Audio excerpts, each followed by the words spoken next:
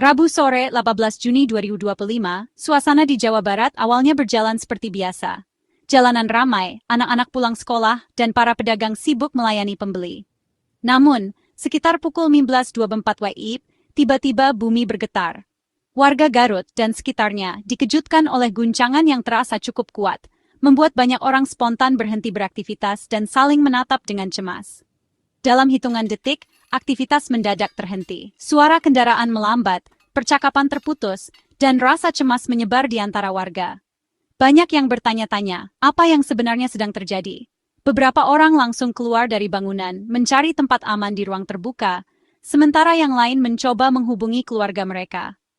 Tak lama kemudian, BMKG segera mengumumkan bahwa telah terjadi gempa bermagnitudo 4,8 dengan pusat di perairan barat daya Garut.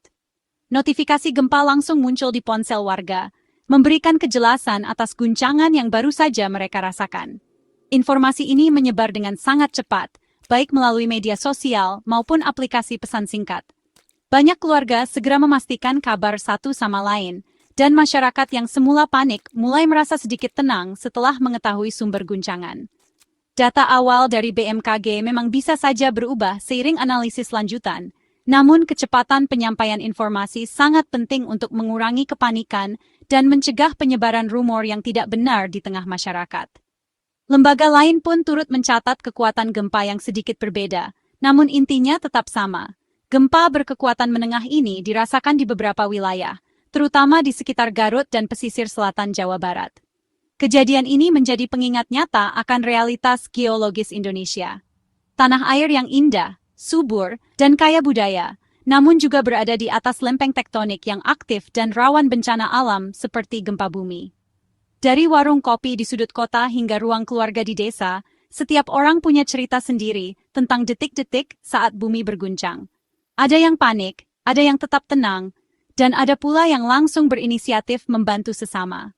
Momen seperti ini menyatukan kita dalam pengalaman kolektif, mengingatkan bahwa di tengah dinamika alam, solidaritas dan kepedulian adalah kekuatan utama masyarakat Indonesia.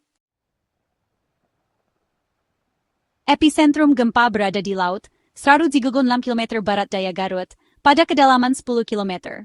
Jarak dari daratan membuat dampak gempa tidak menimbulkan kerusakan parah. BMKG memastikan gempa ini tidak berpotensi tsunami, informasi yang sangat menenangkan. Tidak semua gempa laut memicu tsunami, faktor seperti kekuatan dan mekanisme lempeng sangat menentukan. Gempa Garut tergolong dangkal, sehingga guncangannya terasa kuat di permukaan. Zona subduksi selatan Jawa memang aktif betai, tempat lempeng Indo-Australia menunjam ke bawah Eurasia. Laut yang tampak tenang di permukaan menyimpan aktivitas geologis dahsyat di kedalamannya. Inilah proses alam yang membentuk kepulauan kita selama jutaan tahun. Pernahkah Anda bertanya-tanya, mengapa bumi tiba-tiba berguncang?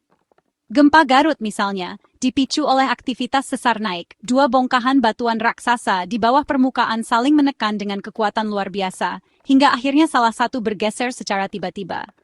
Proses ini terjadi jauh di dalam kerak bumi, di mana tekanan terus menumpuk selama bertahun-tahun, bahkan puluhan tahun, sebelum akhirnya dilepaskan dalam sekejap. Saat tekanan itu pecah, energi besar dilepaskan ke segala arah, memicu gelombang seismik yang merambat melalui tanah.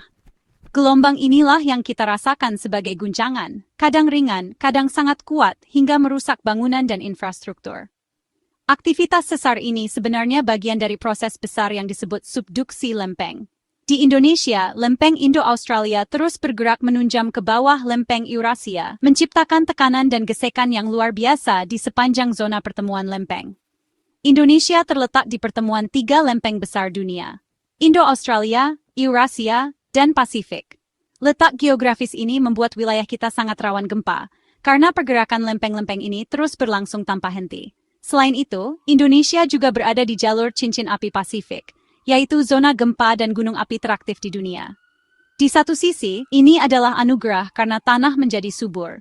Namun di sisi lain, tantangan besar karena risiko bencana selalu mengintai.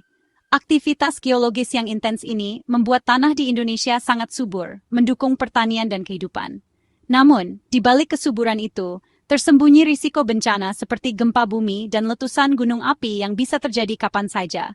Gempa adalah bagian dari siklus alam di wilayah kita, bukan sesuatu yang aneh atau langka. Setiap hari, bumi terus bergerak dan menyesuaikan diri, dan kita hidup berdampingan dengan proses alam ini.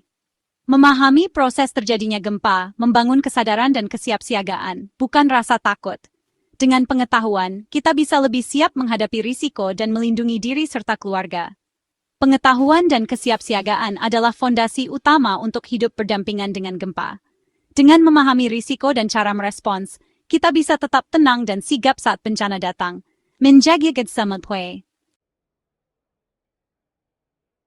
Meski pusat gempa di laut, energinya terasa hingga ke daratan, dari Garut, Pangandaran, hingga Bandung. Skala MMI digunakan untuk mengukur intensitas guncangan yang dirasakan manusia. Di Garut dan sekitarnya, guncangan mencapai skala 3 MMI. Kursi bergoyang, jendela bergetar, warga keluar rumah. Untungnya, tidak ada kerusakan signifikan atau korban jiwa. Getaran terasa hingga Banjar, Soreang, Bandung, bahkan Lembang, meski lebih lemah. Tanah lunak bisa memperkuat getaran, sehingga dampak berbeda di tiap wilayah. Kesaksian warga jadi data penting bagi ilmuwan untuk memetakan dampak gempa. Ini membantu validasi model rambatan gelombang seismik.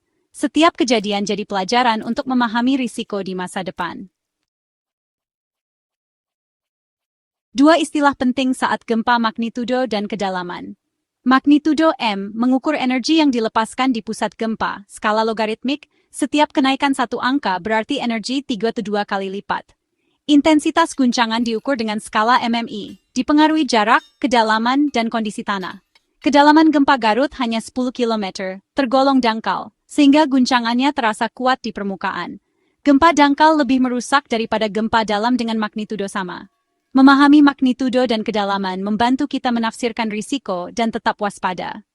Data ini bukan sekadar angka, tapi panduan untuk langkah antisipasi yang tepat. Setelah gempa, imbauan BMKG dan BPBD jadi panduan utama. Tetap tenang, jangan panik, reaksi berlebihan bisa berbahaya. Percayai hanya informasi dari sumber resmi, hindari hoaks yang menimbulkan kepanikan. Periksa kondisi bangunan setelah gempa, terutama struktur utama. Jika ada kerusakan signifikan, jangan masuk sebelum diperiksa ahli. Waspadai potensi longsor di daerah perbukitan setelah gempa. Jauhi area rawan longsor, terutama jika hujan turun setelah guncangan. Kewaspadaan kolektif adalah kunci melewati masa-masa seperti ini dengan aman. Indonesia merupakan salah satu negara yang rawan gempa bumi, sehingga pengetahuan dasar menghadapi gempa wajib dimiliki oleh setiap orang, baik anak-anak maupun orang dewasa. Dengan memahami langkah-langkah yang benar, kita bisa melindungi diri sendiri dan orang-orang di sekitar kita saat bencana terjadi. Edukasi sejak dini sangat penting agar masyarakat siap menghadapi situasi darurat. Saat gempa terjadi, lindungi kepala dan leher dengan tangan atau benda empuk, lalu segera cari tempat yang aman. Merunduk di bawah meja yang kokoh atau berlindung di dekat dinding bagian dalam rumah adalah pilihan terbaik.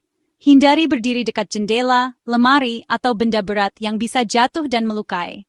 Jika kamu sedang berada di luar ruangan, segeralah cari area terbuka yang jauh dari bangunan tinggi, tiang listrik, dan pohon besar. Tetap tenang dan jangan panik, karena kepanikan bisa membahayakan diri sendiri maupun orang lain di sekitar. Bagi yang sedang mengemudi, segera menepi dan berhenti di tempat yang aman, seperti di pinggir jalan yang jauh dari jembatan, pohon, atau papan reklame. Tetaplah di dalam mobil hingga guncangan berhenti dan pastikan rem tangan aktif. Setelah guncangan utama berhenti, jangan langsung kembali ke dalam bangunan.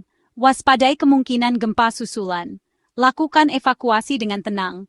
Hindari penggunaan lift dan gunakan tangga darurat untuk keluar dari gedung.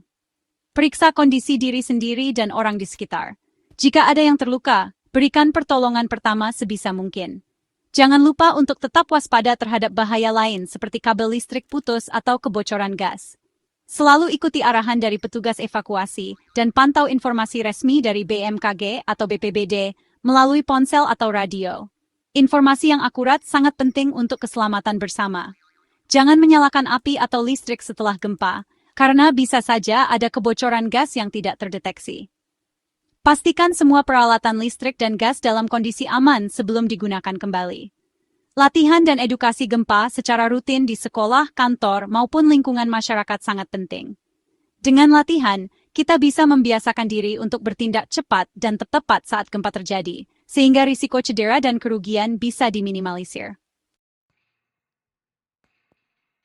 Setelah gempa, periksa bangunan secara menyeluruh, dinding, tiang, atap, instalasi listrik, dan pipa gas. Kerusakan kecil bisa jadi tanda masalah struktural besar. Panggil ahli jika ragu. Jika tercium bau gas, buka jendela, keluar rumah, matikan sumber gas, dan hubungi pihak berwenang. Gempa Garut jadi momentum refleksi. Sudahkah bangunan kita tahan gempa? Standar konstruksi tahan gempa wajib diterapkan, bukan pilihan. Pemerintah, pengembang, dan masyarakat harus bekerja sama menegakkan standar ini.